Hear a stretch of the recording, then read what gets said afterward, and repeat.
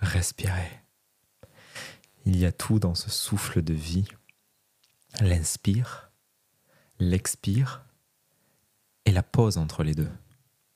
L'apnée inspiratoire, où je garde mon air, et l'apnée expiratoire, qui est une forme de petite mort dans laquelle j'accueille ce vide en moi. La respiration, c'est une métaphore de tellement de choses dans notre vie. C'est la façon dont je prends par mon inspiration, c'est m'autoriser à prendre de l'air dans le monde, et quand je prends cet air, c'est pour moi, et je le prends presque à la place d'un autre. Je prends ma place, je prends de l'air pour moi. Et quand j'expire, je rejette de l'air, je rejette du CO2, j'élimine, et je renvoie ça à la nature. Donc il y a ce cycle de respiration, d'inspire, expire dans le monde, de façon permanente, de façon multi-quotidienne pour chacun d'entre nous, pour chacun des êtres vivants d'ailleurs. Et cette respiration, comme je le disais, elle est une magnifique métaphore d'à peu près tout ce que je fais dans la vie, puisque j'aime cet adage qui dit que la façon dont je fais une chose, c'est la façon dont je fais toutes les choses. Et du coup, la façon dont je respire m'en dit beaucoup sur moi. Est-ce que je prends des inspirations longues ? Est-ce que je réduis mon expiration ? Est-ce que je squeeze les apnées ? Ou est-ce qu'au contraire, je prends très peu d'air et je passe beaucoup de temps dans l'apnée ? Tout ça, c'est une façon automatique en plus, hein, c'est du système nerveux autonome, donc c'est quelque chose qui me renseigne énormément sur moi. Et dans le même temps, la respiration, c'est aussi ce mécanisme physiologique absolument incroyable que je peux contrôler par mon esprit conscient. Si je veux faire de la cohérence cardiaque, je me mets en 5-5, boum, c'est parti. Si je veux faire la respiration en carré, même temps en inspire, apnée à plein, expire, apnée à vide, d'où le carré, je peux. Si je veux faire la respiration en tous les rythmes possibles et imaginables, 1-4-2, 1-2, tous les trucs que tu apprends en cours de yoga, je peux. Je peux le faire. Donc c'est à la fois une fonction qui est automatique, inconsciente, et qui, encore une fois, en dit long sur moi, et qui a un socle vital, un socle de santé extraordinaire. Et en même temps, je peux mettre mon focus dessus et orienter cette respiration. Ou entre les deux, il y a toujours cet entre-deux, où je peux être conscient à ma respiration sans chercher à intervenir dessus, sans chercher à la changer. Et ça, je trouve ça super dur, hein, mais c'est super intéressant. C'est pour ça aussi que dans la méditation, enfin dans toutes les pratiques méditatives, toutes les pratiques d'éveil d'une certaine façon, il y a toujours à un moment donné le retour à la respiration. Et c'est malheureusement une des... Je sais pas, c'est le truc qui est le plus simple au monde que tu as avec toi tout le temps, H24, qui est gratuit et qui est tellement sous-estimé, qui est tellement mis de côté. Beaucoup de gens veulent changer leur vie, vont changer leur alimentation, changer leur routine matinale, changer peut-être même leur façon de communiquer ou de dormir. Et c'est très bien, je veux dire, pourquoi pas. Mais la respiration, c'est le truc que je fais.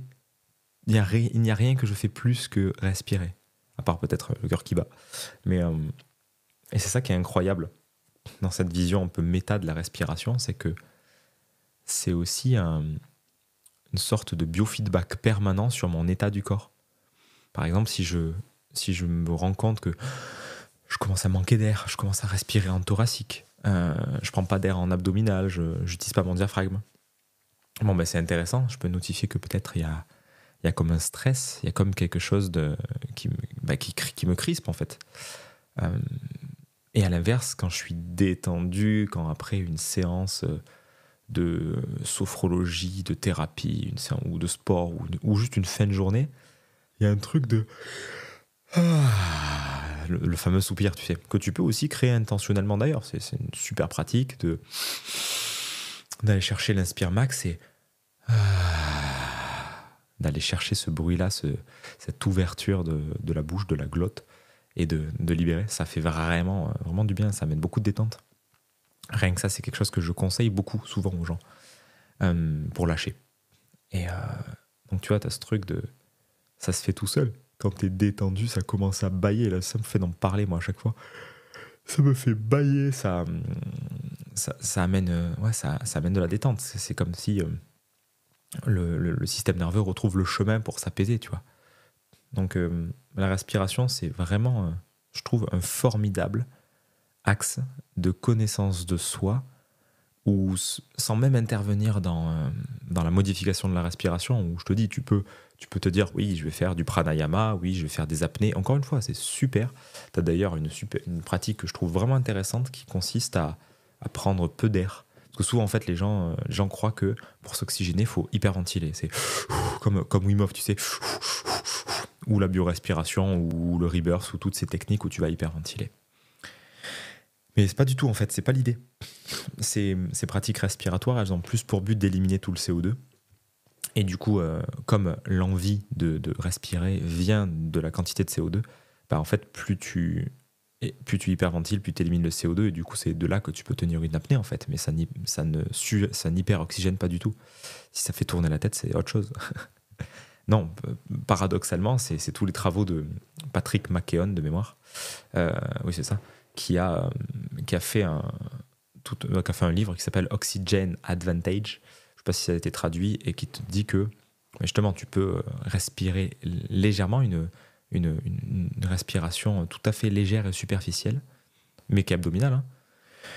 Et au final, tu vas justement suroxygéner le corps, parce que vu que tu respires doucement, la quantité de CO2 va augmenter, et du coup, l'oxygène plus facilement rentrer, en fait. Donc bref, sans rentrer dans les détails, c'est une expérience très intéressante à mener, parce que en gros, tu prends peu d'air, t'inspires, un peu d'expire. Je sais pas si tu m'entends là, c'est... Et là, je te fais le bruit pour que tu entendes, mais sinon, tu fais ça que par le nez, et c'est une respiration qui est quasi invisible. Et ça amène déjà quelque chose de vraiment intéressant à expérimenter dans le quotidien, quand tu marches, même quand tu fais du sport, ce côté respirer par le nez. Bref, je divague. Vague. L'idée, c'est, encore une fois, ce que je te dis là, c'est même pas d'intervenir sur la respiration. Ça, c'est des expériences intéressantes. Moi, j'ai beaucoup travaillé la respiration. C'est un sujet qui m'intéresse beaucoup, que j'ai très très longtemps en fait délaissé au rang de trucs secondaires. Enfin, en fait, c'est juste que ça me traversait même pas l'esprit. J'ai d'abord lu énormément sur l'alimentation, la santé, le sport, le mouvement, le sommeil, le stress. Et après, un jour, je découvre vraiment la respiration en tant qu'outil, en tant que pilier de santé. Et je fais waouh, en fait, le premier pilier de tous, c'est la respiration, puisque je respire tout le temps et que ça conditionne mon état physique, émotionnel, psychique dans l'instant, en fait. Si j'expire plus longtemps que ce que j'inspire, ça m'apaise. Ça active déjà le système nerveux parasympathique. Il y a déjà quelque chose qui se pose. Et si j'inspire plus longuement que ce que j'expire, déjà je mets en branle mon système nerveux sympathique, mon système de stress, d'action. Donc rien que ça, c'était ouf de découvrir ça. J'avais jamais appris ça en fac de médecine, en fac de kiné, dans les livres. Il a fallu attendre une formation de cohérence cardiaque pour comprendre ce truc-là. Je fais waouh, ou c'était même dans le livre, je sais plus. David Ware, si tu connais.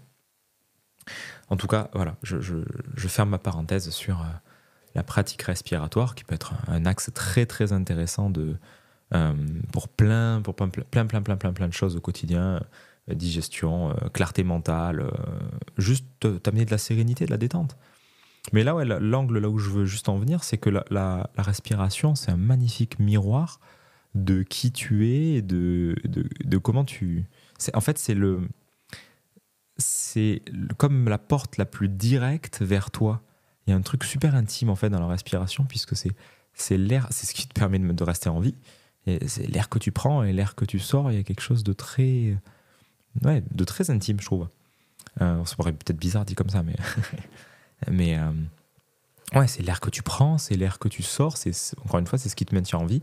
Et le simple fait d'observer comment est ta respiration d'instant en instant, ça te renseigne beaucoup sur toi, sur ce qui te stresse, sur ce qui te détend, sur Je t'ai déjà parlé de théorie polyvagale un petit peu là dans un podcast. J'en ai fait un article là-dessus. Peut-être je ferai une vidéo un jour. Voilà, c'est directement lié à ça. C'est que ta respiration, ça te montre en temps réel ton état tensionnel, ton état, ton système nerveux, l'état de ton être globalement, quoi. Donc juste ça, tu peux constater. Et puis c'est très très vite quelque chose sur lequel tu peux remettre du focus. Quand je fais du systéma, cet art martial russe, le premier truc sur lequel on nous fait mettre de la conscience, c'est la respiration. C'est-à-dire le mec qui arrive en face pour te mettre un poing dans la gueule ou un couteau ou n'importe quoi. Le premier truc qui va se passer, c'est je me mets en apnée, je bloque, je me crispe. Et tout ce qu'on apprend au systéma, c'est justement d'aller chercher à reconnecter la respiration, à respirer, à remettre de la circulation, à remettre de la respiration déjà en fait, de remettre de la vide. Ok, waouh, là c'est... Je sens que j'ai du stress, du coup j'augmente la respiration. Et à partir de là, ça remet de la vie. Je peux me remettre à bouger, je peux me remettre à marcher. Et c'est une super école pour ça, le systéma. Le yoga aussi, pour apprendre à respirer. Enfin bref, encore une fois, des voies, il y en a plein. Mais les principes de base de la respiration, ils sont bien peu nombreux et c'est ça qui est intéressant, quoi. Donc voilà ce que je voulais te partager un peu sur cette respiration, sur ce phénomène aussi simple que compliqué, aussi fascinant que immense. C'est vraiment un immense champ d'exploration, en fait. Quand tu te dis que par des pratiques d'hyperventilation telles que Rebirth, la biorespiration de Désiré Mérien ou comment ça s'appelle, la méthode de Wim Hof avec pareil les hyperventilations qui sont différentes façons de faire mais qui reviennent un peu au même. Tu vois ce que tu peux créer comme état juste avec de l'hyperventilation, ce que tu peux éliminer aussi comme acide du corps, comme détoxification des acides, c'est ouf ce que tu peux créer juste avec de la respiration. Après en Rebirth j'ai jamais vraiment essayé, mais j'ai entendu des témoignages que vraiment t'as un truc fort de pourquoi pas revivre la naissance ou autre. Bref, ou avec Wim Hof, toutes les fois que j'ai pu le faire, les sensations que ça crée dans la tête de quelque chose ça te perche. C'est vraiment un sacré champ d'exploration, surtout quand tu captes que si t'es un humain lambda, c'est quelque chose que t'as peut-être jamais vraiment exploré consciemment. Il y a un truc très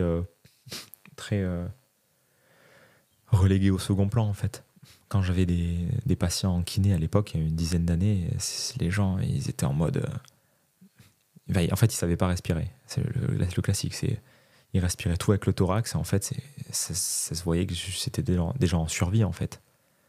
Ils ne savaient pas respirer en détente, ils savaient pas prendre de l'air, ils savaient pas déployer leur diaphragme avec toute la symbolique que tu peux imaginer du diaphragme entre la paroi thoracique et la paroi abdominale, le diaphragme qui est le muscle de vie, quoi. Bref, c'est avec tout le lien avec les émotions qu'il peut y avoir sur un diaphragme bloqué, sur des gens qui se permettent pas de respirer, de prendre de l'air. Comme je te disais, vraiment ce truc de ta respiration, elle en dit tellement long sur toi que c'est intéressant à observer. Parce que c'est très très très intéressant à observer. Donc je te laisse avec ça. Je vais te laisser juste observer. J'étais inspiré pour cet épisode de te parler de ça, sans intro, sans rien, sans plan, juste bruit de décoffrage. Sur la magie de la respiration et tout ce que tu peux découvrir avec ça. Donc je te souhaite une bonne exploration avec ça. Si ça t'a apporté quelque chose, mets un pouce, partage à quelqu'un que ça pourrait intéresser. Moi ça m'aide pour faire connaître, c'est précieux, donc franchement fais-toi plaisir, c'est toujours apprécié. Tu peux me mettre aussi en commentaire ce que ça a fait pour toi. Est-ce que tu es familier de la respiration? Est-ce que c'est quelque chose, est-ce que tu respires? Est-ce que c'est quelque chose que tu pratiques? Moi j'aime bien respirer, c'est plutôt cool. J'aime bien rester en vie, c'est chouette. Bref, dis-moi si c'est quelque chose que tu t'es amusé à pratiquer, pranayama et compagnie. Et bienvenue dans ce monde-là. Si tu le connais pas, je te recommande vraiment de t'y intéresser. Déjà en voie directe entre toi et toi, à observer, à peut-être tester des choses. Je terminerai là-dessus. Toujours un petit épilogue. Un petit épilogue, c'est l'apnée.